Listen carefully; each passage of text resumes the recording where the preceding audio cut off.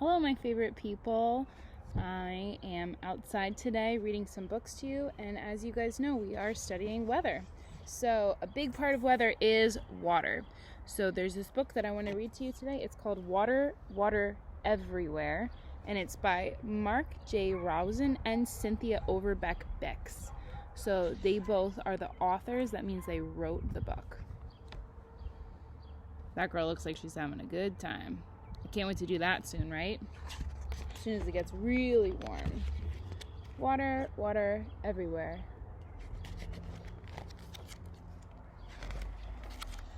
Oh my gosh, look at that picture. What is that a picture of? Earth, the water planet, shines brightly in the blackness of space. White clouds swirl all around it, over oceans of deepest blue. Water brings color and life to the earth. Without it, our planet would be dusty, dry, and dead. Water brings life, you guys. Do you see this picture of the earth? All those white things that are swirling around, those are our clouds. Check it out. See those white things right there? That is that from space. Pretty cool, right? Without water, it would kind of be like Mars. Like people couldn't live there because there's no water. It's really important.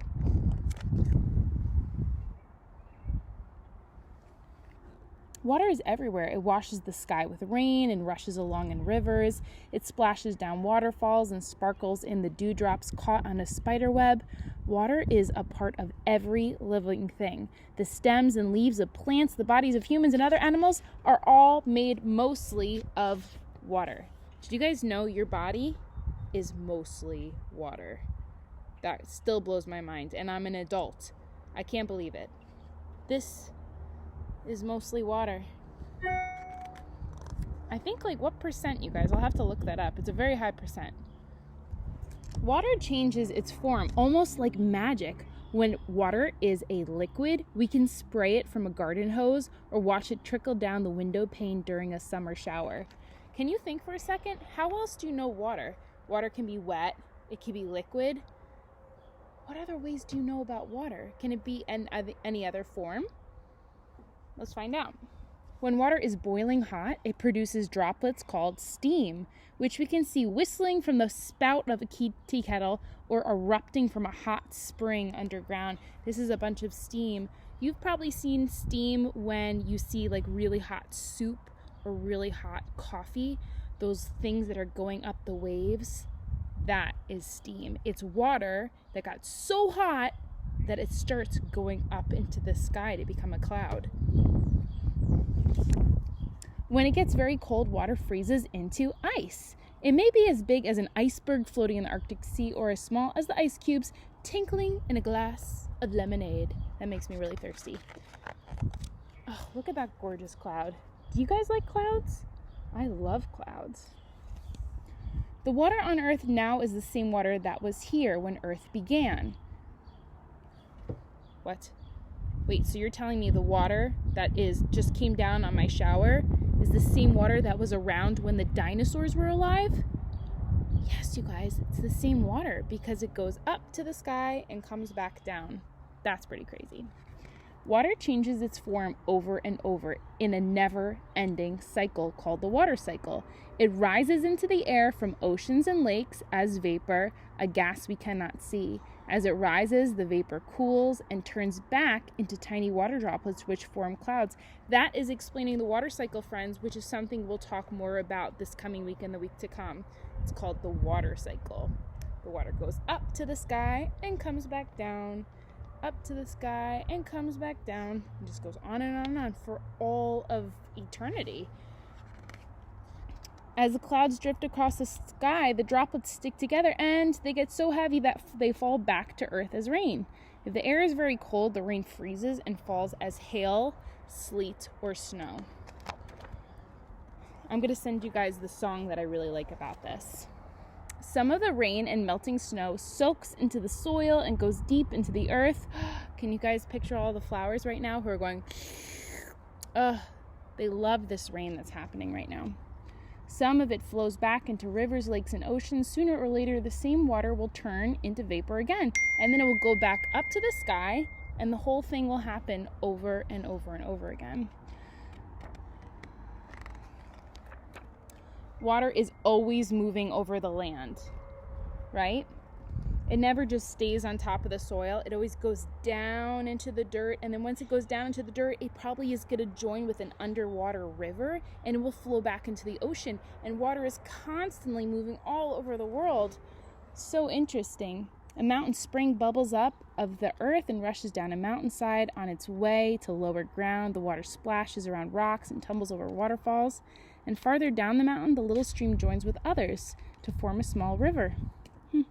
The river flows on over the land until it meets the sea. Look at that. You can see the water moving in that picture. That's beautiful. Keeps moving. It keeps moving, moving. As water moves, it shapes the earth. The muddy water of rivers works like sandpaper. Over millions of years, it wears away solid rock. So do you see this river here? It keeps going and going, and it carved through the earth. Water, when it's moving, it can be really, really strong and dangerous. And look, it even kind of cut into those rocks. Pretty cool. High in the mountains and in the coldest parts of the world, snow builds up to form deep fields of ice called glaciers.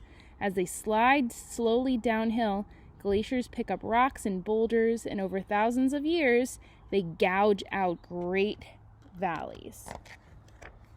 Wherever water travels, it brings the gift of life, for all living things depend on water. Can you think of anything that's alive that doesn't need water?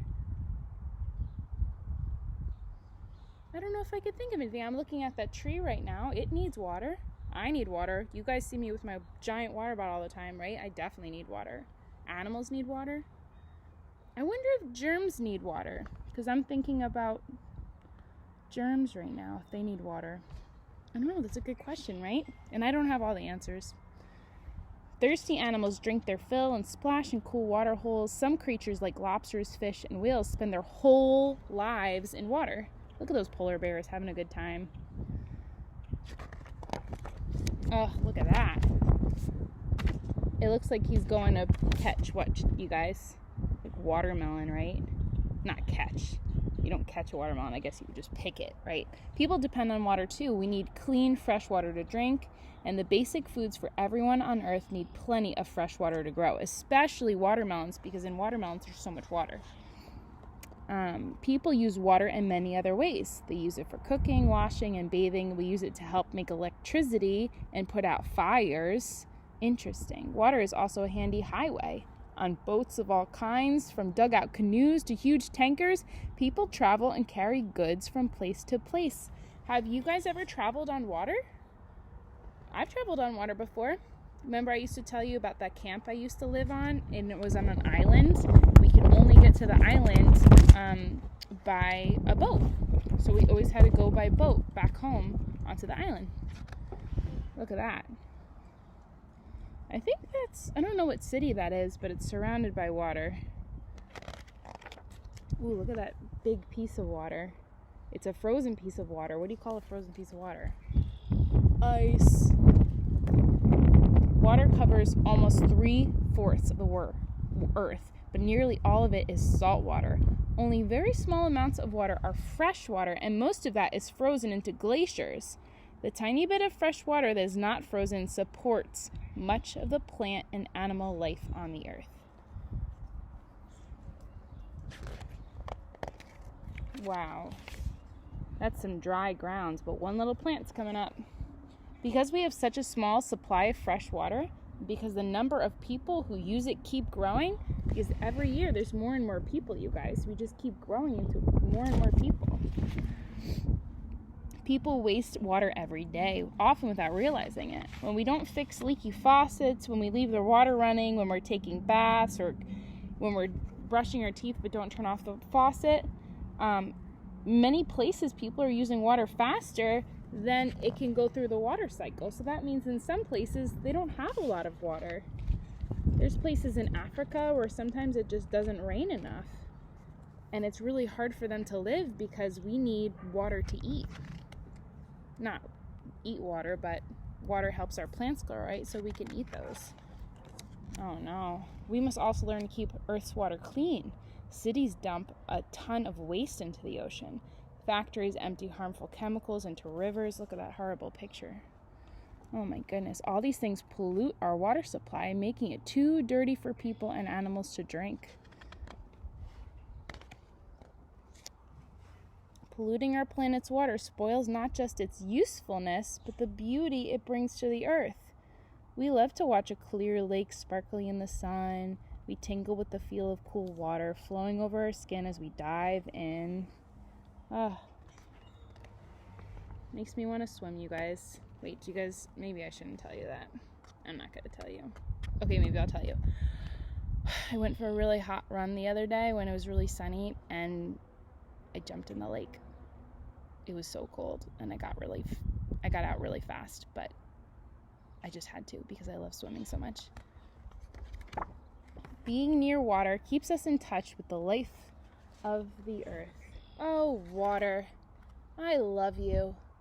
You're amazing. And I'm looking up right now and I see water in the sky. Look at those beautiful clouds that are made up of tiny water droplets. What does that one look like right there, you guys? Maybe like a heart with eyes? Or maybe like, I'm looking at that one up there. What does that one look like? Maybe a guy riding a horse, and that's the guy. Do you guys see that? Oh well, I'll keep going. Oh no, I'm paused. Why does that always happen? Don't. Oh, well, it froze. That's okay. Okay, my question for you guys today is, what is your favorite way of experiencing water? Do you like to drink it? Do you like to swim in it? Do you like to spray it at your brother or sister? What's your favorite thing to do with water? So our writing assignment today is telling me what is your favorite thing to do with water. Maybe you like making popsicles in the summertime, right? Or maybe you like to go dive into the deep end with your swimmies on, okay? So you guys tell me. I can't wait to hear and see your amazing drawings and your great sentences. Have a great day, you guys. Love you. Bye.